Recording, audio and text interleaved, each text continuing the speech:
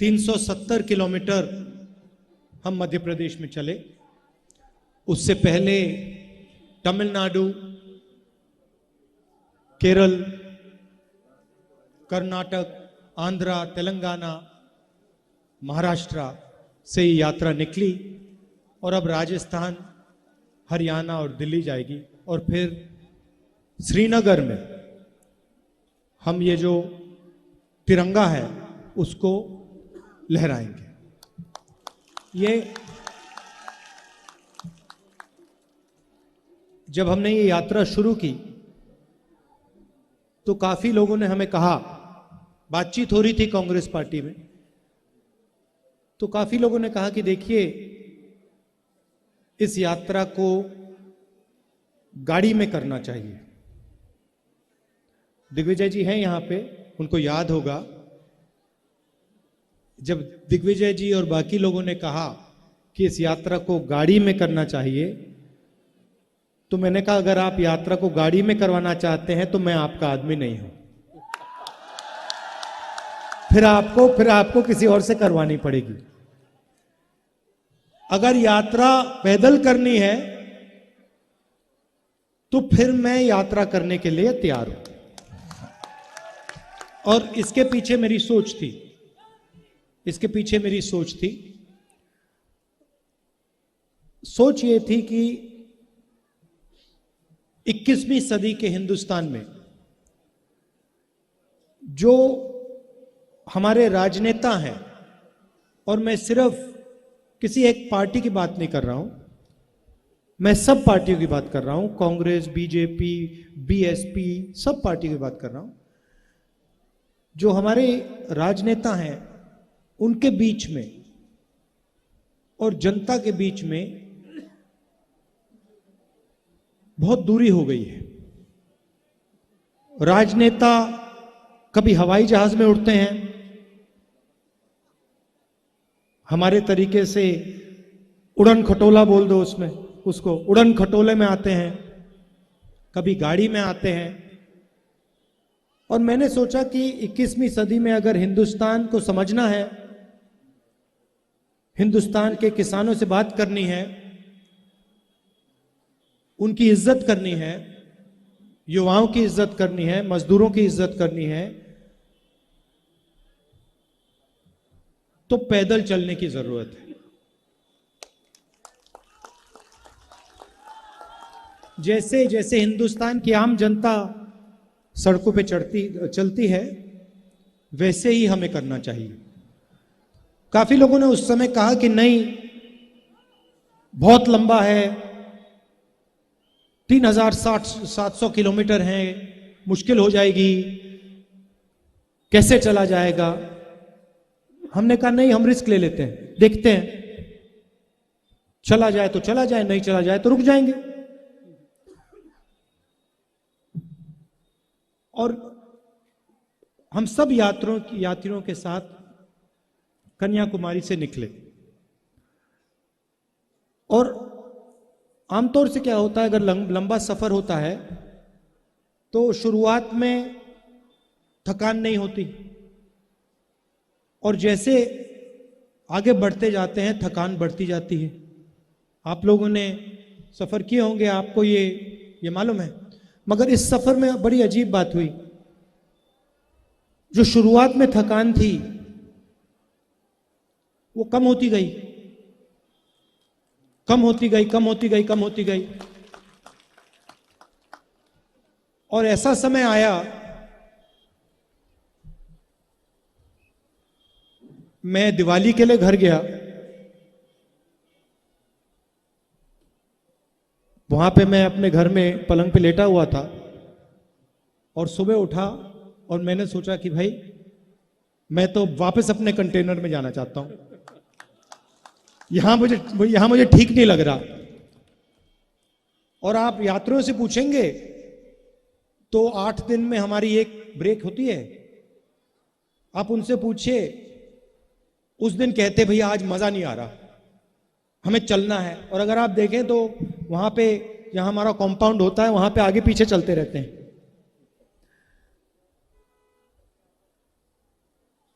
ये क्यों हो रहा है? क्योंकि हम अपनी शक्ति का प्रयोग नहीं कर रहे हैं। हम जो आपका प्यार है, आपकी मोहब्बत है, उसका प्रयोग कर रहे हैं। और आपने अपने मोहब्बत देकर, अपना सपोर्ट देकर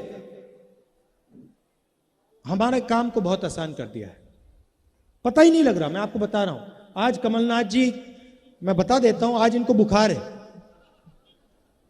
है, दवाई खाएं। आज इन्होंने मुझे सुबह बोला कि मुझे 101 बुखार है। मैंने कहा रेस्ट ले लो। कहते नहीं, आखिरी दिन मैं भी चलना चाहता हूं, मैं रेस्ट नहीं लूंगा, मैंने दवाई खा ली। और देखिए अब मुस्कुरा रहे हैं। और ये सिर्फ कमलनाथ जी की बात नहीं, ये सारे के सारे हमारे नेता हैं। 370 किलोमीटर हमारे सब नेताओं ने चला है और आपसे बहुत सीखने को मिला है। किसानों से बात हुई, किसानों ने हमें पूरा समझाया।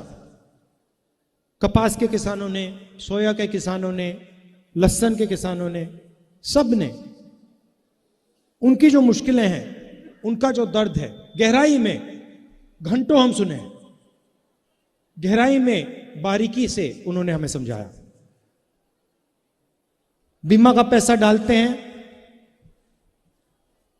प्राइवेट कंपनी को पैसा दिया जाता है, तूफान आता है, बारिश हो जाती है, खेत बर्बाद हो जाता है, कंपनी का कोई नहीं मिलता। ये देखो, इनका बीमा नहीं मिला।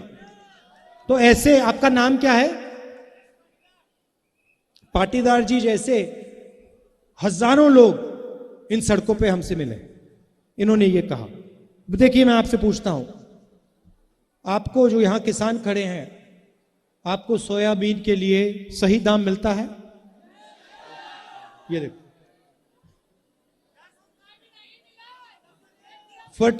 फर्टिलाइजर के दाम,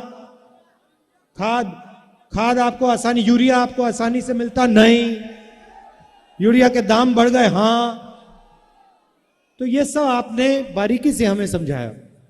युवाओं से बात हुई, युवा कहते हैं हमने इंजीनियरिंग की, कोई कहता है मैंने सॉफ्टवेयर इंजीनियरिंग सीखी, मैंने ये प्रोग्रामिंग सीखी, मैंने वो प्रोग्रामिंग सीखी, कंप्यूटर को चलाना सीखा। अच्छा, अब क्या करते हो? अब मैं मजदूरी करता हूं,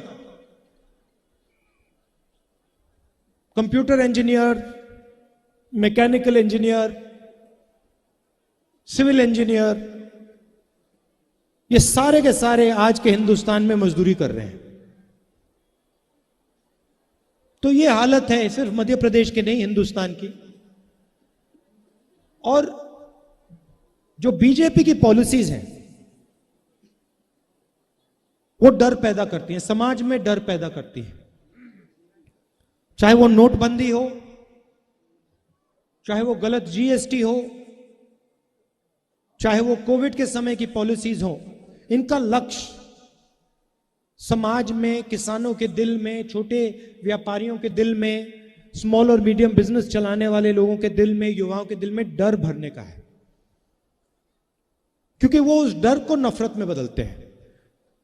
जिसके दिल में डर नहीं है, उसके दिल में नफरत पैदा हो ही नहीं सकती। आप देख लो, जिसके दिल में डर नहीं होता, और हमारी यहां माताएं बहनें हैं, ये इसको बहुत अच्छी तरह समझेंगी। देखिए, आप मुस्कुरा रही हैं। जिसके दिल में डर नहीं होता, उसके दिल में नफरत पैदा नहीं हो सकती। तो नफरत के लिए इनको डर की जरूरत होती है, और इनकी सारी की सारी पॉलिसीज इस डर को पैदा करने के लिए की जाती है। क्यों करते हैं, मैं बता देता हूं।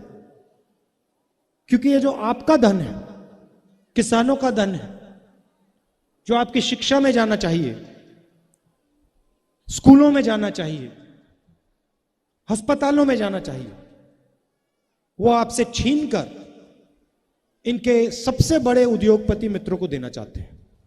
मार्केटिंग वो लोग करते हैं। ये जो हमारे प्रेस के मित्र हैं, आज दिख नहीं रहे मुझे, कहां गए वो? ये देखिए, यहां बैठे हैं। आज इनसे मिला, मजाक हो रही थी। मैंने इनसे कहा देखिए आप ये मत समझिए कि मैं आपकी बुराई कर रहा हूं। मैं कहता हूं, मीटिंग में कभी कभी कहता हूं, जैसे शुरुआत में मैंने कहा प्रेस के हमारे मित्रों, फिर मैं कहता हूं प्रेस के मित्र हैं मगर हमारी बात तो कभी दिखाते नहीं। तो कैसे मित्र हैं? टीवी पे हमारी बात नहीं आती, हम मनरेगा की बात करते हैं वो नहीं दिखाते, हम नोटबंदी के बारे में बोलते हैं वो नहीं दिखाते, गलत जीएसटी के बारे में बोलते हैं वो नहीं दिखाते। तो मैंने इनसे कहा देखिए आपकी गलती नहीं है, मैं जानता हूं कि आपके पीछे लगाम लगी हुई है। जैसे ये आपको पकड़ रखा है, आपको छूट नहीं देते हैं, जो आपके दिल में है, जो आप बोलना चाहते हो आपको अलाउ नहीं करते। तो मैं आपकी बुराई नहीं कर रहा हूं, मैं जिन लोगों ने आपके पीछे लगाम लगा रखी है उन पर सवाल उठा रहा हूं। तो हम पार्लियामेंट में बात उठाने की कोशिश करते हैं, माइक ऑफ कर देते हैं। माइक ऐसे ऑफ कर देते हैं, बोलते जाओ जितना बोलना है, कुछ नहीं। देखो मैं दिखाता हूं आपको पार्लियामेंट में क्या होता है, मैं आपको दिखाता हूं।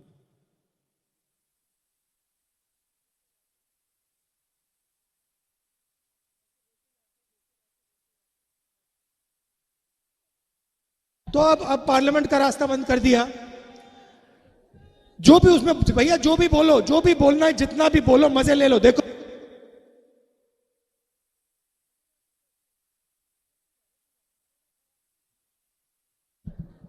आवाज ही नहीं आती, तो मीडिया का रास्ता बंद, पार्लियामेंट में विधानसभा में माइक बंद। तो हमने कहा चलो सड़क को तो बंद नहीं कर सकते, तो इसलिए हम 3700 किलोमीटर सड़क पे चले आपको बताने कि ये जो नफरत फैलाई जा रही है इससे देश को नुकसान हो रहा है। ये जो लोगों को डराया जा रहा है, किसानों को, मजदूरों को, छोटे व्यापारियों को डराया जा रहा है, इससे देश का नुकसान हो रहा है। जो महंगाई बढ़ रही है इससे देश का नुकसान हो रहा है, जो बेरोजगारी बढ़ रही है इससे देश का नुकसान हो रहा है। और जब हमने ये बात उठाई, आपने ये बात बहुत अच्छी तरह समझी और आप इस यात्रा में सबके सब शामिल हो गए, तो मैं आपका दिल से धन्यवाद करना चाहता हूं। अब हम यहां से मध्य प्रदेश से निकल रहे हैं, राजस्थान जा रहे हैं। आपने पूरा प्यार दिया,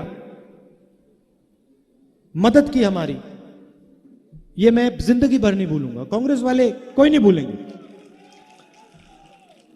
और आखिरी में मैं हमारे जो पुलिस वाले हैं जिन्होंने इस यात्रा की मदद की, आप हमारे साथ चले, आपको भी कष्ट हुआ, आपको भी धक्के लगे, आपका भी मैं दिल से धन्यवाद करना चाहता हूं। सबका बहुत बहुत धन्यवाद। नमस्कार, जय हिंद।